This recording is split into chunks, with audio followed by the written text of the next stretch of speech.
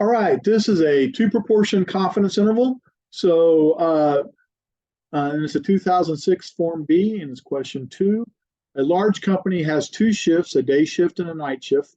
Parts produced by the two shifts must meet same specifications. The manager of the company believes that there is a difference in the proportion of parts produced within the specifications by the two shifts. To investigate this belief, random samples of parts that were produced on each of the shifts were selected. For the day shift, they had 188 of its 200 were met specification. For the night shift, 180 met specifications. So we both had two samples of size 200.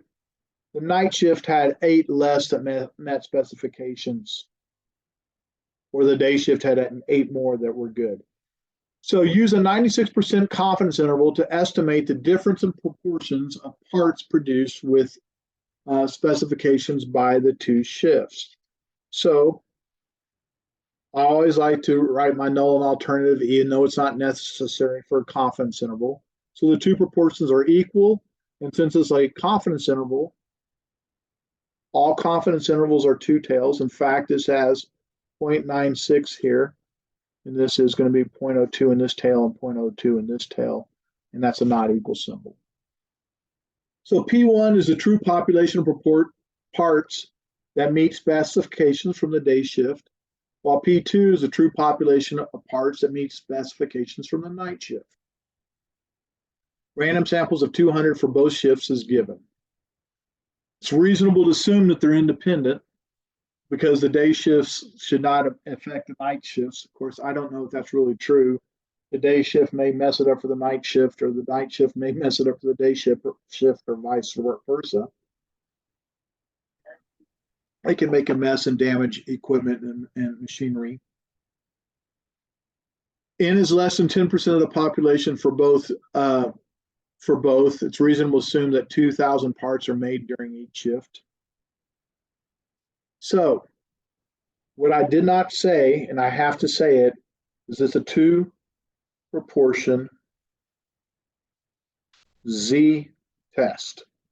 Do not forget to name the test. They're getting pretty strict on that. Oh, I'm sorry, we're doing a Z interval.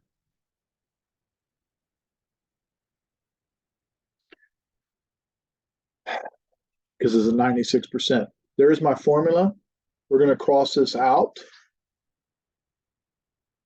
And we have 188 out of 200. This is for the day. And for the night, we have 180 over 200. These are my number of defects. And I should have talked about the normality. So I have 100, not number of defects, number of met specifications. So 188 met specifications and 12 did not. So that's greater than 10. Over here, 180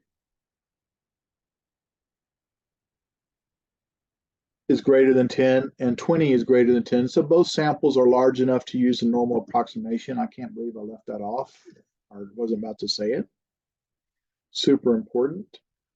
When I calculated the P hat, the 188 out of 200, I find the day shift has 94% meeting specification, and the night shift has a 90% meeting specification. So I can plug that into this part fairly easily. But then I need to calculate my Z star. Well, it's just a basic Z star test. And anytime you're working with proportions, it's normal. So we're going to go to second vars, inverse norm, 1 minus 0.96 divided by 2, mean is 0, standard deviation 1. And we end up getting 2.0537. So I can fill that in. And now I'm ready to run my test. So at this point, stat test, two proportion Z interval, and I have 188. My sample size was 200. Night shift had 180 that met, sample size of 200, and I want a confidence level of 0.96. And I end up getting an interval that looks like negative 0.0156 to positive 0.0197. So this is my lower bound, and this is my upper bound.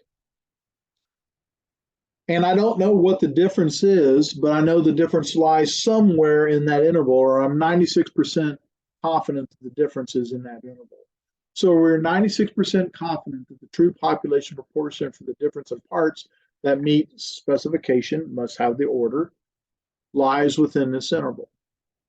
And in repeated sampling, we expect our method to capture the true population proportion of that meets specification 96% of the time. And this should say meet specs that meet specification.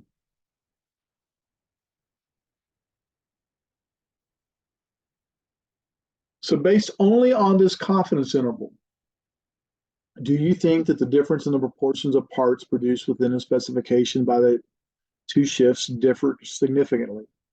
Justify your answer. Well, 0 lies within the interval. And because 0 lies within the interval, we cannot claim that it differs.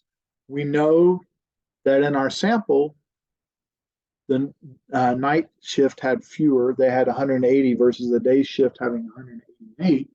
But it's not statistically significant at the 96% confidence level because the confidence level contains 0.